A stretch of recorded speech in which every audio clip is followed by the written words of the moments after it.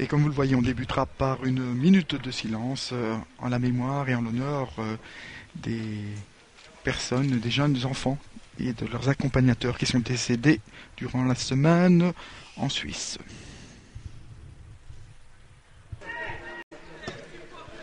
Long ballon à destination là-bas de Phillips. Avec un bon centre, deuxième poteau, la reprise de la tête et le premier but qui tombe. Première action dans cette rencontre, on joue depuis 3 minutes le débordement sur le flanc droit de Phillips qui centre là-bas vers un de ses partenaires et ça va dans le but, un ballon piqué de la tête. Delwart n'était pas sur ce coup-là. Belle action et voilà un début de match pas extraordinaire bien entendu pour l'équipe de Thierry Pister et le but est attribué à Glenn Verdonk. Remise en jeu pour Camille Harris. Oui, elle est bonne celle-là, avec une reprise, une tentative de reprise en un temps de Aziz El-Kanchaf, mais ça passe loin du but de Kerkov. 21e minute et un coup franc pour El-Kanchaf, deuxième poteau, et la reprise de la tête qui passe juste au-dessus de la transversale.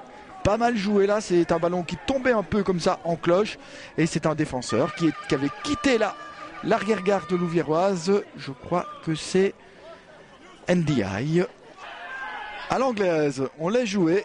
Ouais, Verdonk, belle déviation, c'est bien donné là-bas en direction de Van Laar, le centre de Van Laar. Oh là, la tête manquée là de Verdonk, il est au départ de la phase, il est à l'arrivée. Et encore une fois, on s'est un peu loupé en défense du côté louviérois, mais cette fois-ci sans conséquence, parce que si c'était 2-0, il n'y avait rien à dire. Chez Baiki.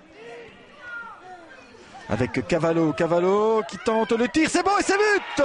Ah, ça c'est du Anthony Conador, hein.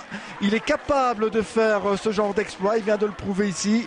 Il récupère le ballon, il se remet sur son pied gauche et il envoie qui trompe Xavier Kerkov, qu'il faut dire jusqu'à présent n'avait pas eu grand chose à faire. Et bien voilà, tout comme Delwart, il doit aller rechercher le ballon dans les filets. C'est 1-1 alors que l'on joue depuis 36 minutes. Est-ce que les Louviérois sont repartis? Mais on va le voir dans les minutes qui suivent.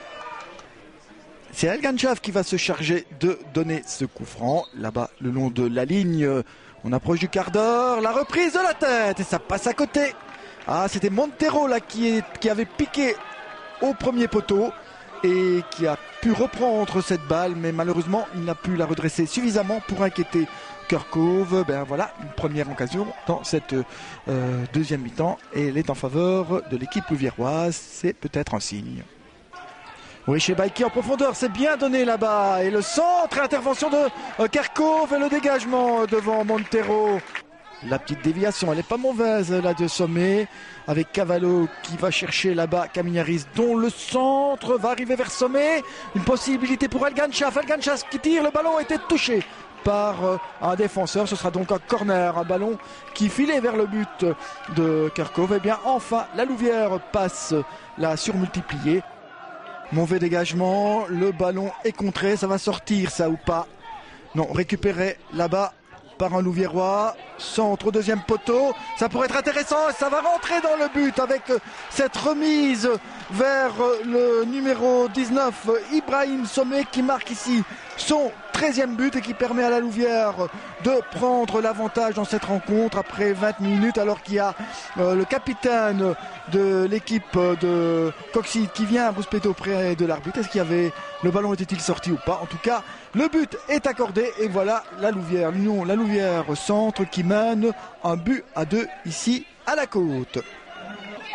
Et Verdonk, attention à ce ballon, on a abandonné ici Ilewar qui va aller seul face au gardien louviérois et qui se loupe alors qu'il y avait peut-être d'autres possibilités. Il a préféré prendre sa chance, mais alors il fallait cadrer. Mais encore une fois là, on a pêché derrière, on a oublié cet attaquant et ça aurait pu coûter l'égalisation. Reste un quart d'heure à discuter dans cette partie. Et un contrôle difficile là qui va permettre à Sommet, non, d'aller inscrire le but.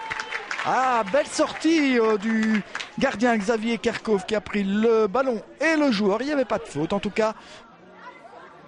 Ah, c'est pas sorti. Camignaris, s'il joue intelligemment, ça pourrait faire mal. Voilà vers Sommet.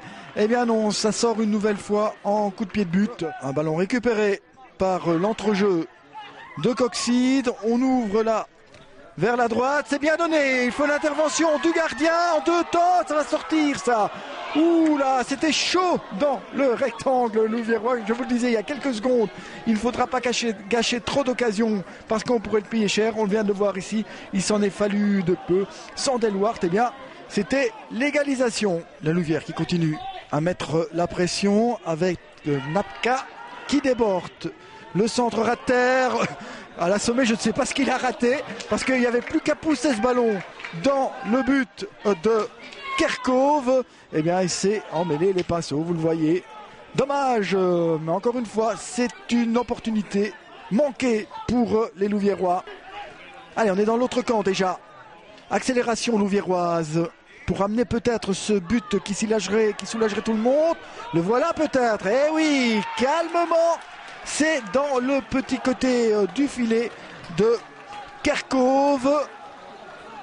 Un but qui tombe à 1 minute de la fin de ce match. En tout cas, c'est ce qu'il reste au marquoir. Et je pense que c'est un des réservistes qui a marqué. Le numéro 10, Anas Faras. Oui, en 3 victoires difficiles quand même des Louviérois, mais indispensables. 3 points qui font du bien au groupe, comme le confiait au bord du terrain. Après la rencontre, le joueur buteur Anas Faras et l'entraîneur Thierry Pister. Oui, je pensais que c'était un peu la même chose qu'à Pigny.